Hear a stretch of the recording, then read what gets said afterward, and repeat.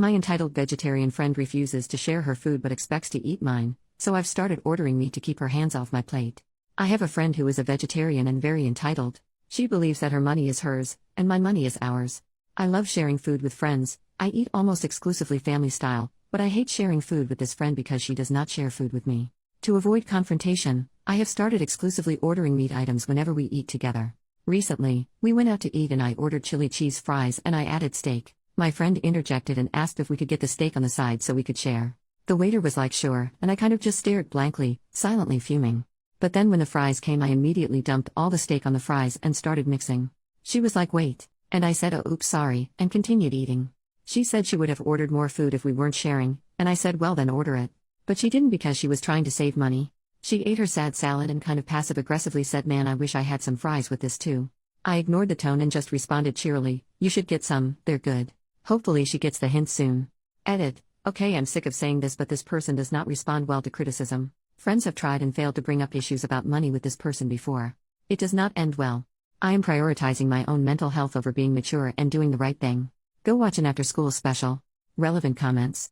Commenter, genuine question, has anyone ever expressed that it annoys them when she does this? Sometimes people don't realize they're being annoying. If you haven't already, I would try to set the boundary that you don't mind sharing food if she also shares food. Tell her that you understand she needs to save money, but that it doesn't mean that you can afford her to keep eating your food too. If she doesn't take it well, that's a sign to distance yourself. If she apologizes and works on it, it could be genuine ignorance. OP, yes there have been multiple attempts at boundary setting in the past all the way from when we were little. That is when I learned that most people would rather keep the peace by placating the dramatic person rather than hold the dramatic person accountable. She is manipulative. There was a whole issue at prom where she didn't pay her share for the limo, the kid who did would not let her on, she cried, the kid's parents felt bad and covered for her and made the kid apologize. She always has a sob story, she is always the victim. I have even offered her to apply for a job in the past where I worked as a busser, because I too thought she just needed help before my eyes were opened. She said to my face, I could never bus tables, is there a host position open? This isn't her only thing, she is manipulative and selfish in every single way. Some people see it, some people don't, and until everyone sees it, I'm not going to be the hero that calls her out on it. Update 2 months later, long story short, I'm no longer friends with Mooch. Another instance happened that was the catalyst for me, but I didn't make a dramatic show of anything, I just slowly stopped going on outings where Mooch was invited. All of my friends seemed to think Mooch isn't that bad so they weren't really wanting to ice her out for me which is totally understandable. But this unfortunately means I stopped hanging out with most of my friends. That is until last week. My friends had planned a short spring break trip to Mexico. I didn't go because Mooch was invited.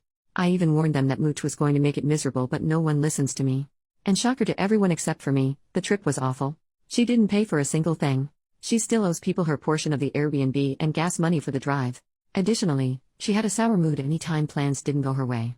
Example, group wants to go to the markets, Mooch wants to go to rent a boat, majority rules they go to market, Mooch has a giant frown and makes sure everyone is aware she is having a bad time. One night everyone went clubbing. She got tired and wanted to go home, but no one wanted to go with her. She was waiting around with her giant frown, clearly wanting someone to leave with her so she didn't have to pay for the Uber. She finally orders an Uber for herself. After the Uber arrives, 2 girls decide actually they are tired too so they take the Uber with her. She had the audacity to Venmo request the money for the Uber after having not paid for anything else the entire trip. And one of the girls she Venmo requests was the one that paid for the Airbnb that she still had not paid her back for. For the record, everyone else took turns paying for Ubers, no one Venmo requested each other for that. This was the first and only Uber Mooch ever paid for. That girl immediately starts a group chat with a couple of people on the trip and me with my favorite thing to hear, oh my gosh OP, you were right. Then I got to sit back and just watch as everyone word vomits to me everything terrible that happened on the trip. So it sounds like these 5 people plus me is done with her. Not sure how the rest of the group feels, but at least I have 5 people I can hang out with regularly again. OP responds to a comment saying that the chili fries wasn't even her actual final straw. My final straw was actually when I was her ride to a group activity. Right before I was about to leave, my mom decided to pick a fight with me about my room being a mess. When my mom and I fight, she can be kind of mean, so I was sobbing. And my friends know this. I texted my friends that I couldn't come anymore because my mom grounded me. Mooch said but you were my ride.